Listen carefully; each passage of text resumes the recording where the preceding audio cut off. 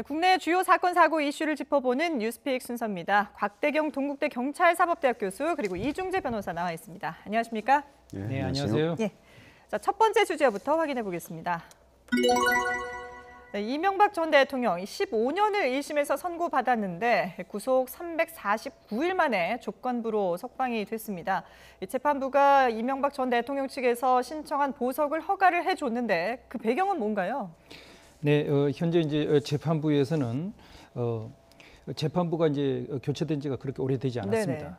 그래서 남은 기간 동안에 이제 충실하게 심리를 해서 판결을 갖다 내리기는 시간이 부족하다. 네. 그래가지고 일단 보석을 갖다가 이제 허가를 했습니다. 네. 그래서 건강 문제 때문에 뭐 나이가 많은 노령이라든지 건강 문제 때문에 보석을 허가한 게 아니라 예.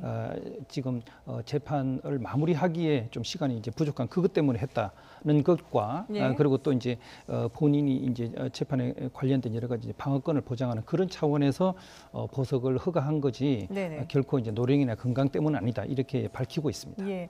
이명박 전 대통령 측에서 애초에 이 보석을 신청할 때도 방어권 보장과 건강 이 두 가지 문제를 들지 않았습니까? 근데 이제 건강 문제는 아니고 방어권의 보장 차원에서는 좀 문제가 있다고 보고 보석을 허가를 해준 건데 그럼 앞서서 이전에 보면은 양승태 전 대법원장 같은 경우에도 건강상의 이유로 보석을 신청했는데 이게 허락이 안 됐거든요. 어떤 차이가 있는 건가요? 사실은 이번 보석 허가 결정은 구속 기간 때문에 한 거예요. 구속 기간이 아시다시피 4월 8일 날 네네. 만료가 되는 겁니다. 그런데 지금 항소심에서 이명박 전 대통령의 경우에는 15명의 증인이 채택이 됐는데 네. 지금 3명밖에 증인 신문 못 했어요. 네. 그리고 재판부도 공교롭게도 최근에 교체가 됐습니다. 그렇죠. 그러면 구속 만기인 4월 8일까지는 재판부가 교체된 때로부터 43일밖에 안 남았어요. 기록은 10만 페이지고. 예. 그럼 어차피 재판부도 이 사건을 지금 제대로 파악을 할 시간이 절대적으로 부족한 거고요. 예. 증인신문도 지금 할 수가 네네. 없는 상태고.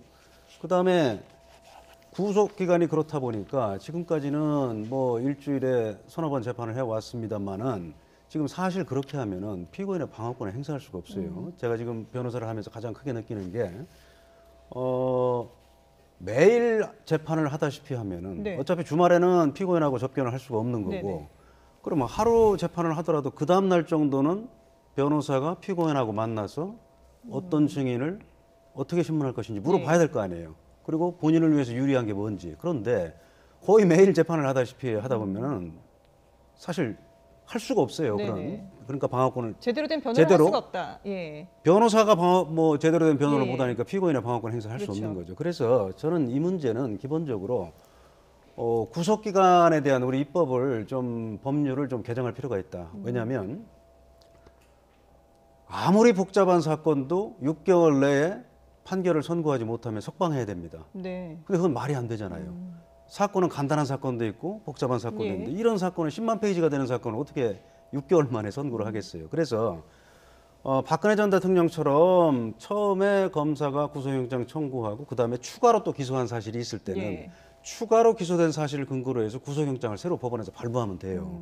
그럼 6개월에 또 연장이 됩니다. 네. 그런데 지금 이명박 전 대통령의 경우에는 추가로 기소된 게 없어요. 그러다 보니까 6개월 내에 무조건 선고를 해야 되고 네. 재판부는 방법이 없는 거죠. 그래서 외국의 경우에는 지금 우리보다 뭐라고 할까 소위 말하는 선진적인 법 체제를 갖고 있는 나라들도 특히 이제 영미법 국가들 예.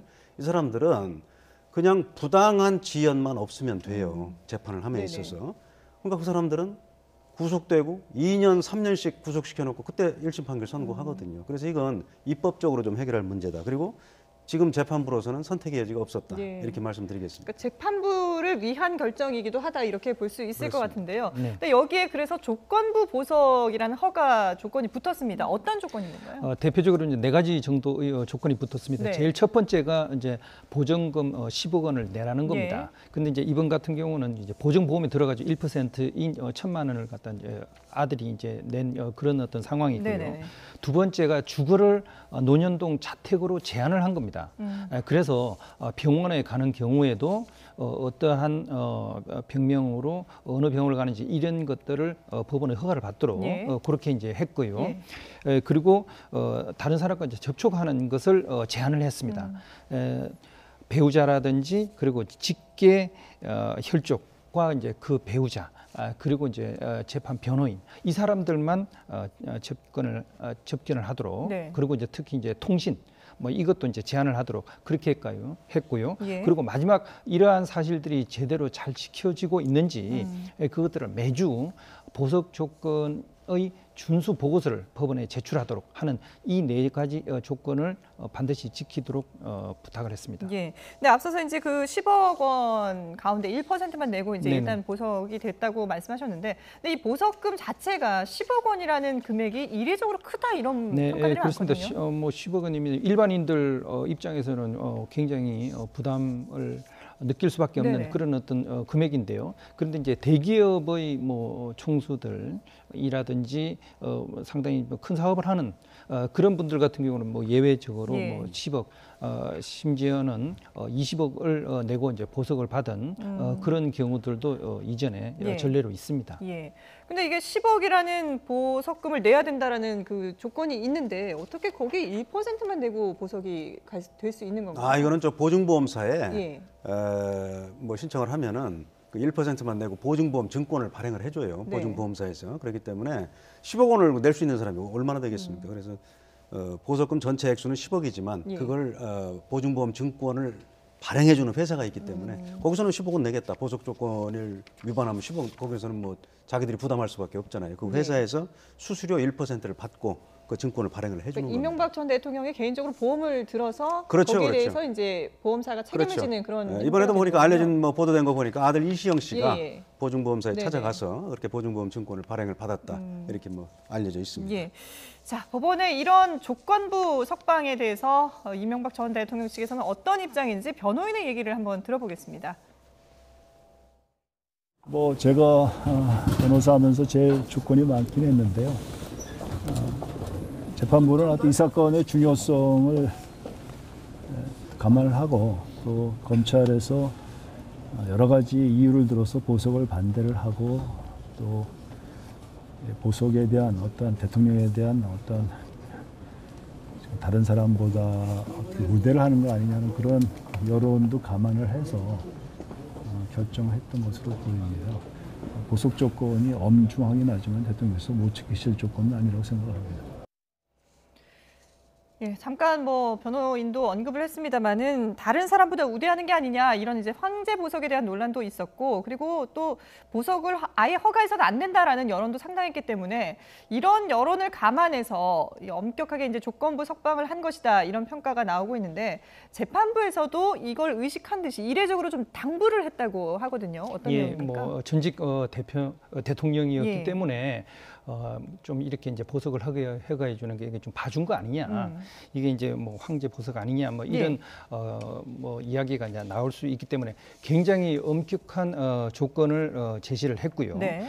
그리고 그냥 편하게 풀어준 게 아니라 사실은 자택에 가서 본인이 이번에 기소된 그 범죄 사실 이것들을 하나하나 이제 본인이 살펴보면서 자기의 과거에 했던 그 행동들을 한번 차분하게 기억을 갖다 되살리는 그런 좀 기회로 좀 삼아달라 이런 부탁을 했고요. 예. 이게 이제 형평성 논란 뭐 이런 것 때문에 이제 문제될 수 있는 그런 소지들을 법원 입장에서는 최대한 줄이기 위해서 예. 그런 어떤 당부들을 한 거다 이렇게 보고요. 이게 이제 보석이라고 하는 것은 이 무죄 석방하고는 다른 겁니다. 다르죠. 예. 그래서 보석이 허가된 조건들 이걸 갖다 엄격하게 지키고 그걸 잘 지키고 있다는 것이 법원과 검찰과 경찰 이 모두 다 같이 관리를 할 수 있고 지켜볼 수 있는 그런 어떤 조건들을 유지해 달라 이렇게 이제 부탁을 했습니다. 예. 그러니까 사실 여론에서는 1심에서 15년형이 선고가 됐는데 어떻게 이게 보석이 가능하냐. 뭐 재판부로서는 선택의 여지가 없었다라고는 하지만 그런 부분 때문에 황제 보석 논란이 일고 있는 것 같긴 해요. 그래서 이거는 일반적인 황제 보석하고는 틀려요. 예. 그래서 아까도 말씀드렸습니다만은 구속기간 만료 때문에 석방시킨 거예요. 사실은. 네. 그리고 재판부에서도 워낙 엄중한 사건이기 때문에 지금 말씀하셨습니다만 1심에서 징역 15년이 선고됐는데 예. 석방하는데 얼마나 부담감이 컸겠습니까? 그렇죠. 그런데 재판부에서도 이번에 밝혔습니다만은 사실은 이런 거예요. 구속기간 만료로 석방되면은 이명박 전 대통령은 아무런 제재를 받을 수가 제재를 없는- 받지 예. 않습니다. 오히려 자유롭게 뭐 다른 사람 만나고 이렇게 돌아다닐 수 있거든요. 네네. 재판부에서도 그걸 밝혔어요. 그리고 이명박 전 대통령 입장에서도 구속기간 만료로 석방되면 물론 한 달은 더 구속돼 있어야 돼요. 예. 그렇지만 한 달 후에 풀려나면 굉장히 자유로운 거예요. 그렇기 때문에 이거는 꼭 뭐 무슨 특혜다, 황제보석이다 이거하고는 관련이 없는 구속기간 만료로 인한 어쩔 수 없는 재판부의 선택이었다. 저는 그렇게 말씀드리겠습니다. 그러면 이번 보석이 이어지는 항소심에서 뭐 이명박 전 대통령 측에 유리하게 작용을 한다거나 뭐 이럴 가능성 전혀 없는 거죠? 더 유리할 수는 있어요. 뭐냐면 아까 말씀드렸듯이 일주일에 뭐 3번이 됐든 4번이 됐든 이렇게 강행군을 하면은 네. 피고인이 사실 자기 변호 못 합니다. 방어 못 해요. 네네. 그런데 지금 불구속 상태가 돼서 재판을 받으면은 예. 이제 시간이 많은 거예요. 재판부도 시간이 많고 피고인 입장에서도 시간이 많은 거죠. 네. 그러면 보다 많은 자료를 수집할 수 있는 시간이 생기잖아요. 전략을 세울 수 있는 시간이 그렇죠. 전략도 충분하군요. 세우고 예. 본인이 억울한 게 있으면은 뭔가 자료를 찾아야 될 거 아니겠습니까? 네. 그리고 본인이 직접 사람을 못 만나더라도 변호사하고 충분히 상의해서 이 사람을 좀 만나서 이걸 좀 확인해 봐라. 네네. 이게 내 무죄를 좀 증명할 수 있는 방법이다. 그래서 시간적으로 여유를 갖고 찾아볼 수가 있는 거 아니겠습니까? 예. 근데 제가 쉽게 말씀드리면은 한 번 구속이 되면은 말입니다. 죄를 안 졌어도 어떤 경우에는 그냥 인정할 수밖에 없어요. 왜냐하면 달리 방법이 없으니까. 특히 뭐 최근에 그런 사건이 있었습니다만 성범죄 사건에서 네. 법 1심에서 징역 6년 선고받고 법정 구속됐어요. 그런데 알고 보니까 그 피해자가 거짓말을 한 거예요. 그래서 풀려났는데 네. 이렇듯이 일단 한번 구속이 되면은 시간도 없고 그다음에 자꾸 내가 억울함을 얘기하면 재판부에서도 반성을 안 하는 거 아니냐. 예. 또 이렇게 잘못하면 오해를 받으면은 더 중형이 선고될 가능성이 커진다. 이런 네. 압박감을 받기 때문에 피고인도 그렇고 변호사도 그렇고 굉장히 방어하기가 힘들어요. 그렇기 때문에 이명박 전 대통령 입장에서는 굉장히 지금 유리한 조건이 된 거죠. 네네. 그런데 과연 1심에서 수많은 범죄 사실로 인해서 15년을 선고받았는데 과연 그걸 뒤집을 수 있을까? 저는 그전 의문이에요. 그리고 만약에 그렇다면은 다시 유죄 판결이 항소심에서도 선고되면은 아니면 대법원에서 유죄 판결이 확정되면은 또 다시 수감이 돼야 됩니다. 네. 그러면 사람이 한번 구속됐다가 풀려났다 다시 수감되려면은 그 고통이 더 큰 거예요. 그렇기 때문에 꼭 유리한 것만은 아니다. 저는 그렇게 생각을 합니다. 예. 근데 이 전 대통령이 이렇게 보석으로 풀려나면서 박근혜 전 대통령의 보석 석방 가능성에도 상당히 관심이 쏠리고 있습니다. 예, 실제로 가능한 일인가요? 예, 그런데 박근혜 전 대통령의 경우에는 약간 지금과는 이제 이번에 이 대통령의 보석 결정과는 좀 경우가 좀 다르다. 네. 이렇게 이제 보여지는데 물론 박근혜 전 대통령 같은 경우는 현재 이제 허리 디스크를 앓고 있다. 그래서 예. 이제 보석을 신청할 그 가능성 자체는 있습니다. 그런데 이미 공직선거법 위반 혐의로 2년의 실형을 현재 선고를 받은 그런 상황입니다. 그래서 만약에 뭐 구속이 이제 끝난다. 그런다면 바로 2년의 형 집행이 시작이 돼야 되는 그런 어떤 상황이기 때문에 자유의 몸으로 바깥을 나갈 수 있는 그런 상황이 아닙니다. 예. 그렇기 때문에 그 법조계에서는 뭐 박근혜 전 대통령 같은 경우는 좀 다른 경우다 이렇게 보는 시각이 일반적인 것 같습니다. 그러니까 보석보다는 오히려 이제 형량이 확정되고 난 뒤에 사면 가능성이 그렇죠. 오히려 그쪽이 더 높을 수 있다. 그리고 뭐 이런 이제 얘기죠. 또 뭐 형집행 정지를 요청하든지 하는 그런 쪽이 더 나을 것 같습니다. 지금 말씀하셨습니다만은 지금 박근혜 전 대통령은 20대 총선 그때 공천에 개입한 혐의로 이미 징역 2년에 형이 확정이 네네. 됐어요. 그렇기 때문에 보석은 원천적으로 불가능합니다.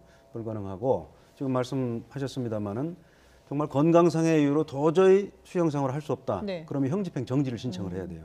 그래서 그런 사유가 인정이 되면은 예. 일시적으로 석방할 수는 있습니다. 그렇군요. 그리고 이제 궁극적으로는 예. 뭐 사면이 문제가 되겠죠. 네네. 뭐 사면에 의해서 뭐 사면이 되면은 뭐 궁극적으로 그건 석방될 수 있는 거니까요. 예, 알겠습니다.